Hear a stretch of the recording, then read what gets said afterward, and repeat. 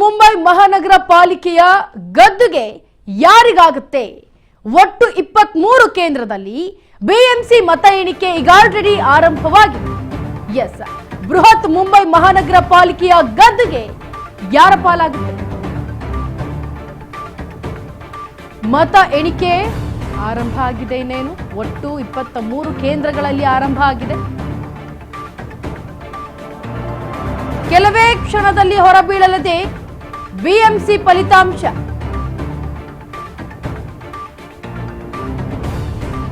ಇಪ್ಪತ್ತೊಂಬತ್ತು ಪಾಲಿಕೆ, 2869 ಸ್ಥಾನ, ಕಣದಲ್ಲಿ ಇರುವಂತಹ 15,931 ಅಭ್ಯರ್ಥಿಗಳು. ಬಿಎಂಸಿ 224 ವಾರ್ಡ್ಗಳು. ಇನ್ನ ಈ ಒಂದು ರಣಕಣದಲ್ಲಿ 1,700 ಅಭ್ಯರ್ಥಿಗಳ ಭವಿಷ್ಯ ನಿರ್ಧಾರ ಆಗಿದೆ. ಮಹಾರಾಷ್ಟ್ರದ 29 ಸ್ಥಳೀಯ ಸಂಸ್ಥೆಗಳು ಕೂಡ ಇದೆ. ಬೃಹತ್ ಮುಂಬೈ ಮಹಾನಗರ ಪಾಲಿಕೆಗೆ ಇದೀಗ ಗದ್ದುಗೆ ಯಾರ ಪಾಲಾಗುತ್ತೆ ಅನ್ನೋದನ್ನ ಇನ್ನೇನು ಕೆಲವೇ ಕ್ಷಣಗಳಲ್ಲಿ ಗೊತ್ತಾಗಲಿದೆ. ಒಟ್ಟು 23 ಕೇಂದ್ರಗಳಲ್ಲಿ ಬಿಎಂಸಿ ಮತ ಎಣಿಕೆ ಈಗ ಆಲ್ರೆಡಿ ಆರಂಭ ಆಗಿದೆ. ಹೊರ ಬೀಳುತ್ತೆ ಇನ್ನೇನು ಫಲಿತಾಂಶ ಬಿಎಂಸಿದು. 29 ಪಾಲಿಕೆಗಳಿದ್ದಾವೆ. 2,869 ಸ್ಥಾನದಲ್ಲಿ ಈ ಕಣದಲ್ಲಿ 15,931 ಅಭ್ಯರ್ಥಿಗಳು ಕೂಡ ಇದ್ದಾರೆ. ಏನು ಬಿಎಂಸಿ 227 ವಾರ್ಡ್ಗಳಿದ್ವು. ಈ ರಣಕಣದಲ್ಲಿ 1,700 ಅಭ್ಯರ್ಥಿಗಳ ಭವಿಷ್ಯ ಇವತ್ತು ನಿರ್ಧಾರ ಆಗುತ್ತೆ. ಪಂಚರಾಜ್ಯಗಳ ಚುನಾವಣೆಗೆ ದಿಕ್ಸೂಚಿ ಆಗುತ್ತಾ ಹಾಗಿದ್ರೆ ಬಿಎಂಸಿ 227 ಸ್ಥಾನಗಳ ಪಾಲಿಕೆ ಇದೀಗ 114 ಮ್ಯಾಜಿಕ್ ನಂಬರ್. ಬಿಜೆಪಿ ಏನು ನೇತೃತ್ವದ ಮಹಾಯುತಿ ಮೈತ್ರಿಕೂಟದ ಸ್ಪರ್ಧೆ ಇದು.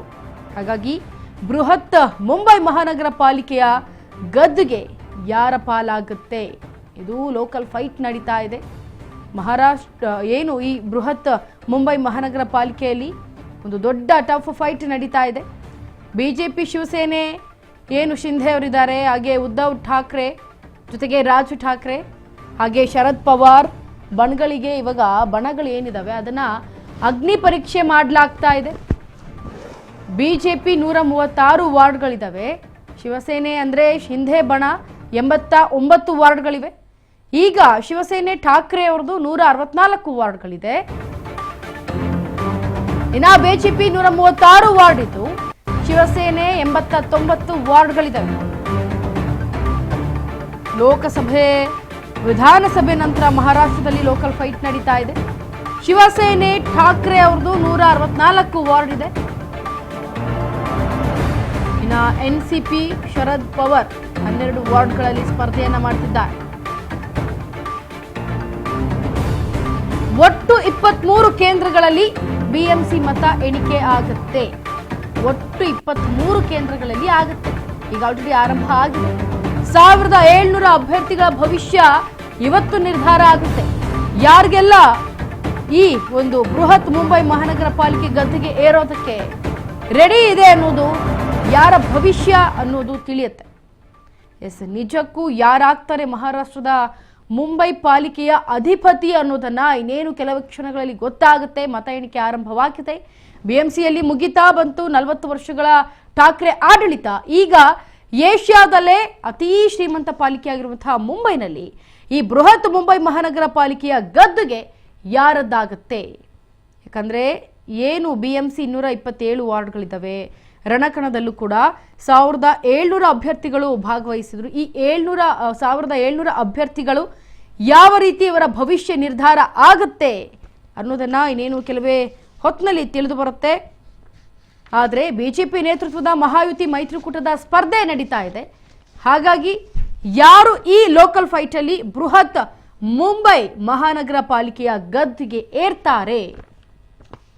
ಇನ್ನು ಲೋಕಸಭೆ ವಿಧಾನಸಭೆ ನಂತರ ಮಹಾರಾಷ್ಟ್ರದಲ್ಲಿ ಲೋಕಲ್ ಫೈಟ್ ನಡೀತಾ ಇದೆ. ಹಾಗಿದ್ರೆ ಯಾರಾಗ್ತಾರೆ ಮಹಾರಾಷ್ಟ್ರದ ಮುಂಬೈ ಪಾಲಿಕೆಯ ಅಧಿಪತಿ? ಬಿಎಂಸಿಯಲ್ಲಿ ಮುಗಿತಾ ಬಂತು 40 ವರ್ಷಗಳಾಯಿತು ಠಾಕ್ರೆ ಆಡಳಿತ ಮಾಡೋದಕ್ಕೆ 40 ವರ್ಷಗಳೇ ಆಯಿತು ಠಾಕ್ರೆ ಅವ್ರದ್ದು. ಇನ್ನು ಏಷ್ಯಾದಲ್ಲೇ ಅತಿ ಶ್ರೀಮಂತ ಪಾಲಿಕೆಯಾಗಿರುವಂತಹ ಈ ನಮ್ಮ ಮುಂಬೈನಲ್ಲಿ ಭಾರೀ ರಾಜಕೀಯ ಜಿದ್ದಿಗೆ ಕಾರಣವಾಗಿರುವಂತಹ ಲೋಕಲ್ ಫೈಟ್ ಇದು. ಎಸ್, ನಿಜಕ್ಕೂ ಎಲ್ಲ ರೀತಿಯ ಆರಂಭ ಶುರುವಾಗಿದೆ ಅಲ್ಲಿ. ಸೊ ಪೊಲೀಸ್ ಕೂಡ ತಮ್ಮ ತಮ್ಮ ಕೆಲಸವನ್ನ ಏನು ಮಾಡಬೇಕು ಅದನ್ನ ಮಾಡ್ತಾ ಇದ್ದಾರೆ. ಬಿಕಾಸ್ ಬಿಗಿ ಬಂದೋಬಸ್ತ್ ಅಂತೂ ಇಂಪಾರ್ಟೆಂಟ್.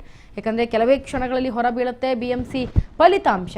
ಸೊ ಪೊಲೀಸ್ ಅಲ್ಲಿ ಇರಬೇಕಾಗತ್ತೆ. ಯಾಕೆ ಅಂತಂದ್ರೆ ಅಲ್ಲಿ ಕೆಲವೊಂದು ಕೆಲವೊಂದು ಅಂತಲ್ಲ, ಯಾವುದೇ ಅಹಿತಕರ ಘಟನೆಗಳು ನಡಿಬಾರ್ದು ಅಂತ. ಆದರೆ ಕಾದು ನೋಡಬೇಕು. ಈ BMC ಈಗ ಆಲ್ರೆಡಿ ಏನು ಎಲೆಕ್ಷನ್ ನಡೆದಿದೆ, ಇದರಲ್ಲಿ ಎಲ್ಲ ರೀತಿಯ ಈಗ ಎಲ್ಲವನ್ನ ಅಭ್ಯರ್ಥಿಗಳು ಯಾರ್ಯಾರಿದ್ರು ಅವ್ರದ್ದೆಲ್ಲ ಕೂಡ ಮತ ಎಣಿಕೆ ಆಗ್ತಾ ಇದೆ. ಈ ಬೆನ್ನಲ್ಲೇ ಇದೀಗ ಏಷ್ಯಾದಲ್ಲಿ ಅತಿ ಶ್ರೀಮಂತ ಪಾಲಿಕೆ ಆಗಿರೋದೇ ಇವಾಗ ಮುಂಬೈ.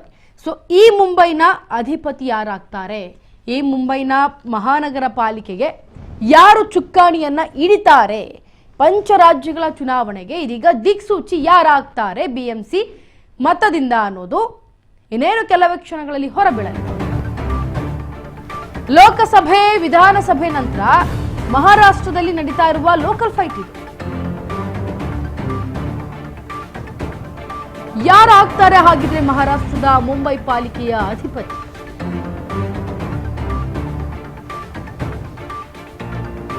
BMCಯಲ್ಲಿ ಮುಗಿಯುತ್ತಾ 40 ವರ್ಷಗಳ ಠಾಕ್ರೆ ಆಡಳಿತ.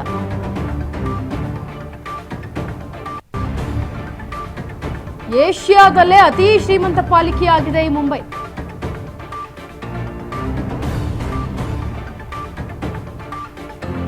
ಭಾರಿ ರಾಜಕೀಯ ಜಿದ್ದಿಗೆ ಕಾರಣವಾಗ್ತಾ ಇದೆ ಈ ಲೋಕಲ್ ಫೈಟ್.